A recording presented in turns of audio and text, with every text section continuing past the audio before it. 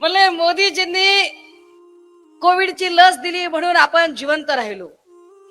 4 आने की मुर्गी और 12 आने का मसाला कैसे बनाने का ये बीजेपी वालों से सीखना चाहिए।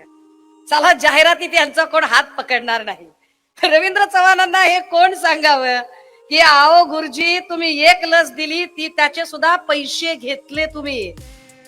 वट सुषमा अंधारेने एका लशीचे 750 रुपये मोजले, 2 लशीचे मिळून 1500 रुपये मी स्वतः दिलेले आहेत आणि एक लस देताना तुम्ही लगेच त्याच्यावर हसरा मोदीजींचा फोटो सुद्धा छापलाय लगेच। पण काँग्रेसने 14 लशी दिल्या आणि एकदाही जाहिरात केली नाही। 14 लशी दिल्या काँग्रेसने।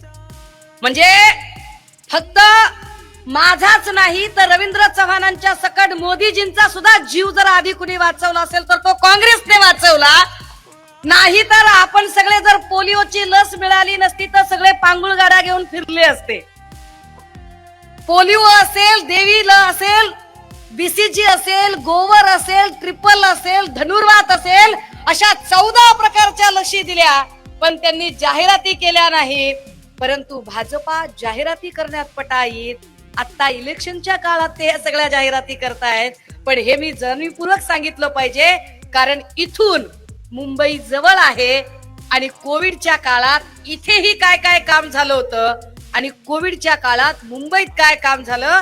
जगातला सगळ्यात जास्त सर्वाधिक लोकसंख्येच्या घनतेचा प्रदेश जर कुठला असेल तर तो मुंबई प्रदेश आहे। आशिया खंडातला आशिया खंडातली सर्वाधिक लोकसंख्येची घनता मुंबईमध्ये, विशेषतः धारावीमध्ये, आणि त्या धारावीमध्ये सगळ्यात जास्त सगळ्यात लवकर जर कोविड आटोक्यात कुठे आला तर तो धारावीमध्ये आला, ज्याचं कौतुक जागतिक स्तरावर जागतिक आरोग्य संघटनेने केलं, ज्याचं श्रेय आरोग्य मंत्री म्हणून राष्ट्रवादी काँग्रेसचे नेते राजेश टोपे आणि कुटुंब प्रमुख म्हणून या राज्याचे सन्माननीय मुख्यमंत्री उद्धव बाळासाहेब ठाकरे यांना जातो।